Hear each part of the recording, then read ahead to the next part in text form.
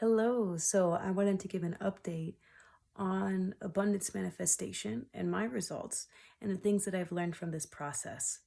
The last big abundance results I had, what really happened, I talked about how I got scammed. And so after some revision and now really being at that point where it's like, whoa, shit, all the stuff that I had journaled about has come true. I'm at that point. And so I have some advice to give, some insight that I achieved during that time. So the first thing is that I believe that scam and all these obstacles with money happened when I started equating abundance to money.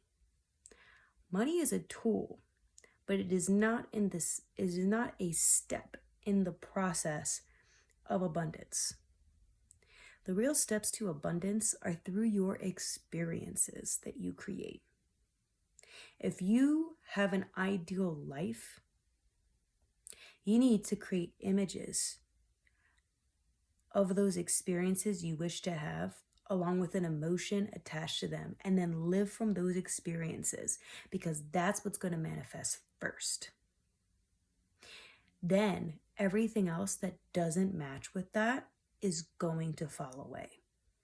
So one of the big reasons why I wanted $12 million and I wanted to win the lottery and all this crazy shit was because I didn't want a 9-to-5 job anymore.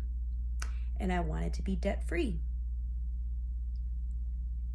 And I wanted to work on building the ashram and to have time to meditate, to be a healer, to be a fighter, to be a magus. Like that's the life I wanted. And the 9-to-5 I had was just not it. But here's the thing. Even within that, I found time to take the steps to having those ideal experiences. I would meditate at work. I would work out if no one was watching. I would go to the gym where I had awesome trainers, like as often as I could. The money wasn't a part of that process. And when I finally put in my 2 weeks at my job because I had finished school, I made that commitment that I was not going to be attached to that energy anymore. That is not what the ideal self was. I was willing to take the risk to go into those ideal experiences. And what ended up happening was very interesting, because things that were out of my control left me very much unemployed without any expected income coming in. Like nothing. Rug totally pulled out from under me. That was not my fault.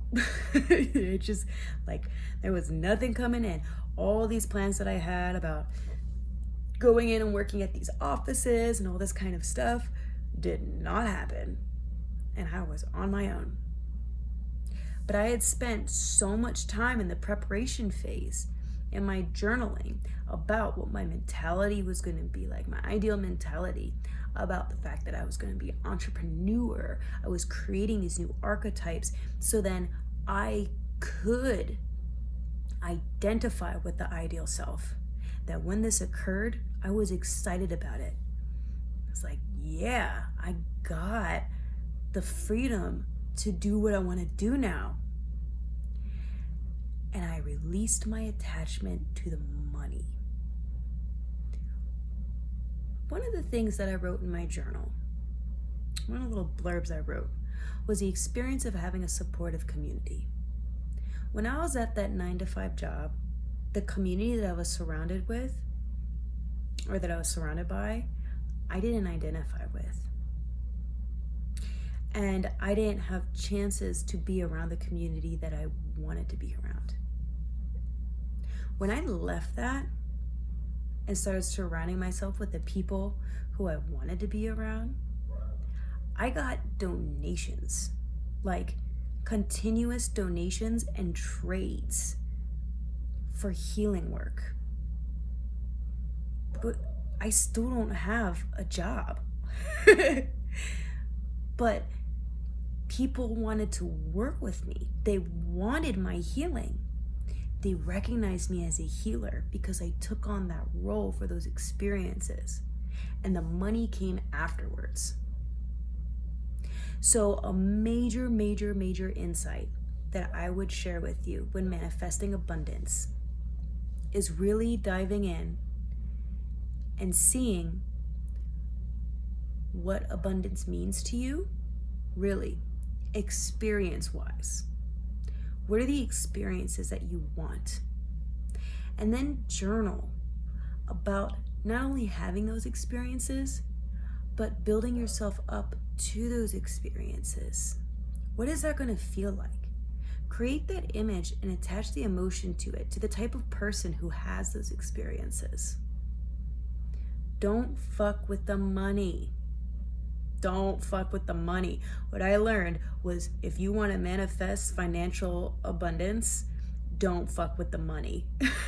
The money is not your answer. The money creates obstacles because you're equating abundance, something so vast and limitless, experiences, to something that is very limiting.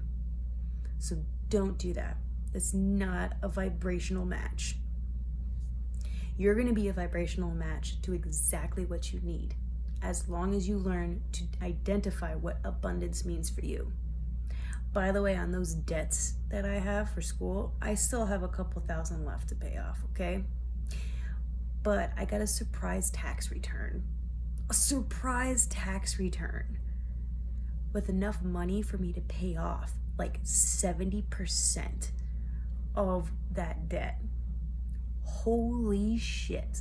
So I put it, bam, right there. I knew it wasn't the whole thing, but I'm etching away at it. Like I said, what I learned through this whole experience is that the money is secondary. It's the experiences, the type of person who you are going to be moving into this new world of abundance that you want to create, that you want to focus your attention on and build on that. When you do that, you get exactly what you want. I hope this helped. I hope you have many blessings on your journeys.